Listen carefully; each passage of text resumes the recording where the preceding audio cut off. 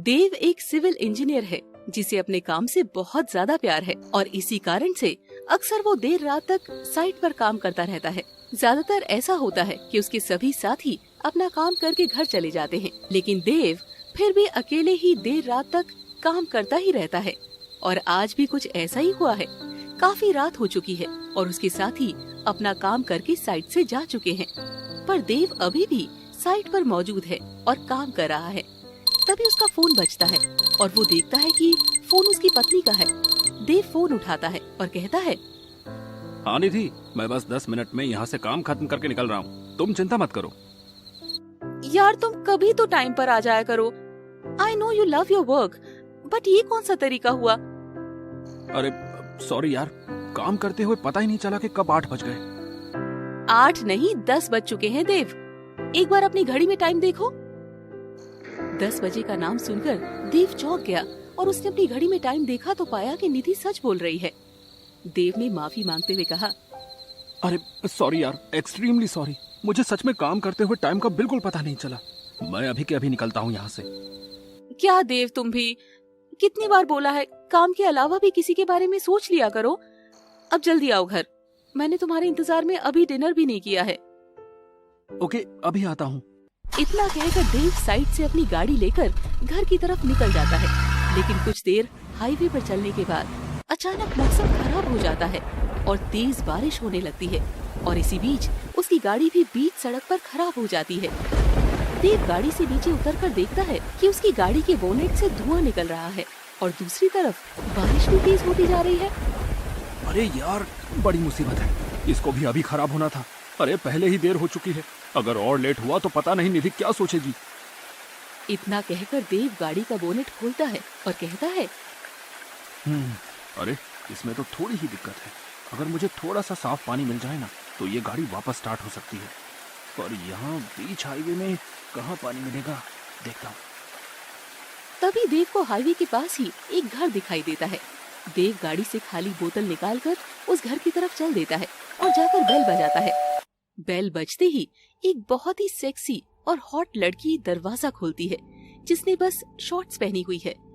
देव पहले उस लड़की को ऊपर से नीचे तक अच्छे से घूरता है और फिर कहता है, सॉरी, वो मेरी गाड़ी खराब हो गई है, क्या आप मेरी थोड़ी हेल्प कर सकती हैं? थोड़ी क्यों, हम तो आपकी पूरी मदद कर सकते हैं। और ऐसा कहकर वो लड़की देव के हाथ को टच करते हुए पानी की खाली बोतल उससे ले लेती है और कहती है, मेरा नाम प्रिया है, और आपका? देव हिचकिचाते हुए बोलता है, मेरा नाम देव है। बड़ा प्यारा नाम है, मेरे भी पहले बॉयफ्रेंड का नाम देव ही था। और इतना कहकर वो हंस देती है और देव को घर के अंदर आने का इशारा करती है।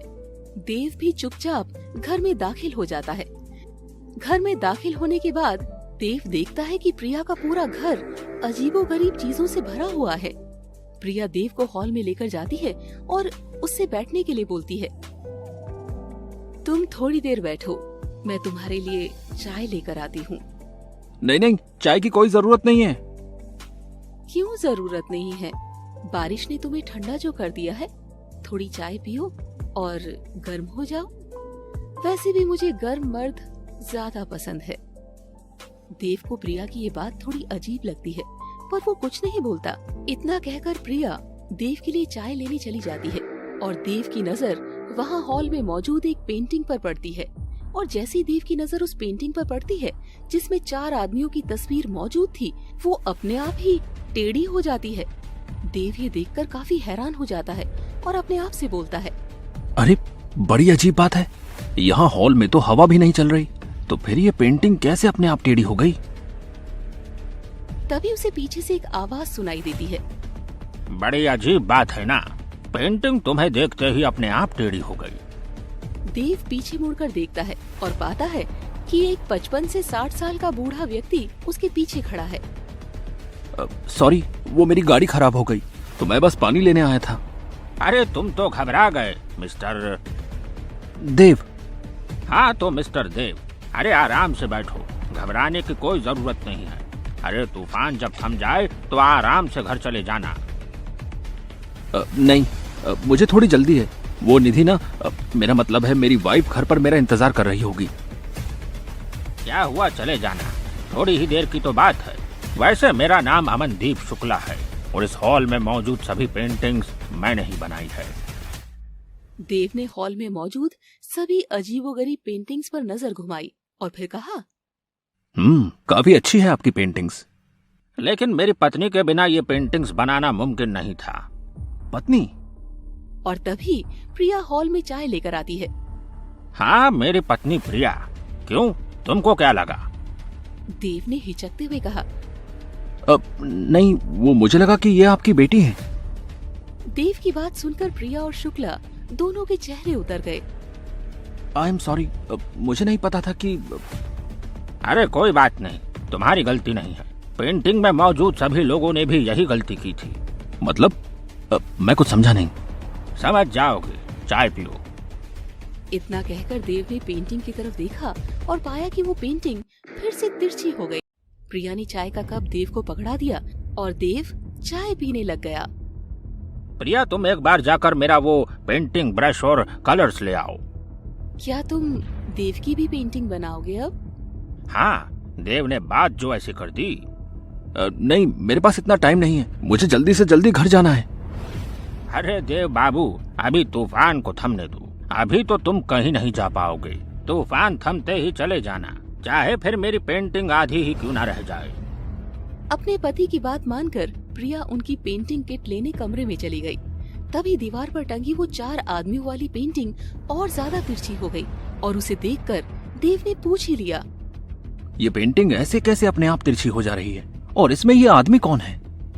अरे घर में कभी भी कोई नया आदमी आता है ना, तो ये पेंटिंग ऐसे ही तिरछी हो जाती है। शायद तुम्हारा स्वागत कर रही हो। देव को शुक्ला की बातें अब और ज्यादा अजीब लगनी शुरू हो जाती है, लेकिन वो टॉपिक बदलते हुए कहता है, आप इतनी अच्छी पेंटिंग बना कैसे लेते हैं? आपकी कलाकारी तो अद्भुत है। इसमें मेरा कुछ नहीं है, सब मेरी पत्नी प्रिया और इस अंगूठी का कमाल है। और इतना कहकर शुक्ला अपनी उंगली में मौजूद अंगूठी निकाल देव के हाथ पर रख देता है। ये आप कैसी बातें कर रहे हैं? भला एक अंगूठी आदमी को कैसे पेंटिंग बनाना सिखा सकती है? अरे भाई, ये कोई मामूली अंगूठी नहीं है। इसे पहनकर तुम किसी भी आदमी का रूप ले सकते हो, और यहाँ तक कि मेरा रूप भी। और फिर उस आदमी का रूप धारण करने के बाद उस आदमी की सारी प्रतिभा भी तुम में आ जाती है। देव पहले तो जोरों से हंसता है और फिर हंसते हुए ही जवाब देता है, अरे आप पेंटिंग ही नहीं बल्कि कहानियां भी अच्छी बनाते हैं।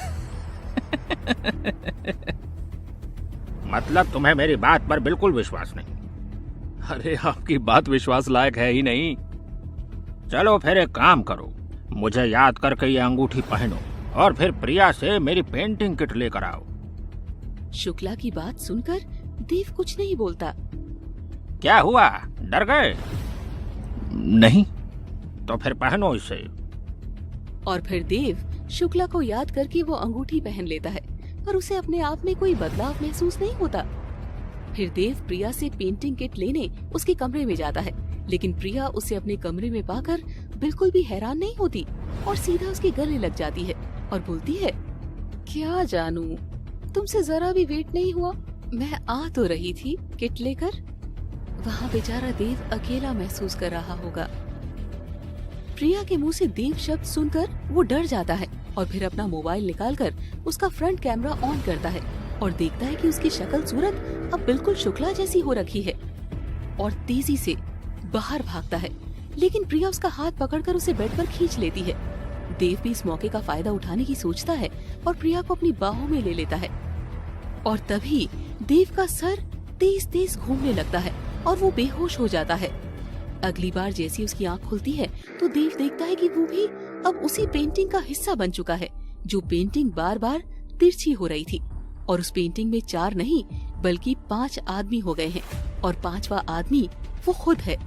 साथ ही उसको प्रिया और शुक्ला ठीक अपने सामने खड़े दिखाई दे रहे हैं और वो बुरी तरह से चिल्ला रहा है, लेकिन उसकी आवाज उन तक नहीं पहुंच रही, लेकिन उसे उनकी आवाज साफ साफ सुनाई दे रही है। तभी उस हॉल में एक नया आदमी एंटर करता है और उसी पेंटिंग की तरफ देखते हुए कहता है, मुझे आपकी पेंटिंग में मौजूद एक ऐसे ही आदमी की तलाश है। प्रिया पेंटिंग की तरफ देखती है और कहती है, तो आप देव को ढूंढ रहे हो? हाँ, उसे गायब हुए 1 हफ्ता हो चुका है। वैसे आप देव को कैसे जानती हो? तभी शुक्ला बीच में बोलते हुए कहता है, अरे देव यहाँ 1 हफ्ते पहले आया था। असल में उसकी गाड़ी खराब हो गई, तब मैंने उसकी ये पेंटिंग बनाई थी, पर फिर वो यहाँ से चला गया था। शुक्ला की बात सुनकर देव बुरी तरह से चीखने लगता है और हिलने डुलने की कोशिश करता है। बचाओ, बचाओ, मेरी तरफ देखो, बचाओ। और देव के कारण वो पेंटिंग थोड़ी तिरछी हो जाती है। तिरछी पेंटिंग को देखकर वो आदमी कहता है, अरे ये पेंटिंग अपने आप कैसे तिरछी हो गई? घर में जब भी कोई नया आदमी आता है तो ये पेंटिंग ऐसे ही तिरछी हो जाती है। शायद कह रही है कि इस पेंटिंग में आपकी भी तस्वीर होनी चाहिए। हाँ ठीक कह रही हो तुम, जाओ मेरी पेंटिंग किट लेकर आओ। नहीं, मुझे और भी जगह जाना है। अरे कुछ नहीं होता, ज्यादा देर नहीं लगेगी पेंटिंग बनाने में। नहीं, मुझे सच में कहीं और जगह जाना है, आप मेरी बात समझिए। अरे इतनी भी क्या जल्दी है, ज्यादा नहीं कुछ ही देर लगेगी। अब आज नहीं, फिर कभी। चलिए जैसे आपको ठीक लगे। तभी वो आदमी वहाँ से जाने लगता है कि उसकी नजर फिर उसी पेंटिंग पर पड़ती है जिसमें देव कैद है, और फिर कहता है, वैसे कुछ भी कहो, आपके हाथों में जादू जरूर है। अरे इतनी बेहतरीन पेंटिंग्स मैंने पहले कभी नहीं देखी। अरे इसमें मेरा कुछ भी नहीं है, ये तो बस इस अंगूठी और मेरी बीवी का कमाल है। अंगूठी? पत्नी? मैं कुछ समझा नहीं। हाँ प्रिया अभी तुम्हारे सामने ही तो थी। ओह अच्छा, वो आपकी पत्नी है? मुझे लगा कि वो आपकी बेटी है। आदमी के मुंह से बेटी नाम सुनते ही शुक्ला गुस्से से भर जाता है और पेंटिंग में फंसा हुआ देव समझ जाता है कि इस आदमी का भी यही हाल होने वाला है जो उसका हुआ है। देव फिर जोर जोर से चीखने चिल्लाने की कोशिश करता है, अपने हाथ पैर मारता है, पर उसकी आवाज पेंटिंग से बाहर किसी को भी सुनाई नहीं देती। और देव के हाथ पैर मारने के कारण पेंटिंग तिरछी और तिरछी होती जाती है और देव हमेशा हमेशा के लिए पेंटिंग में कैद होकर रह जाता है। Thanks for watching Scary Drive. Please like, subscribe and share with your friends.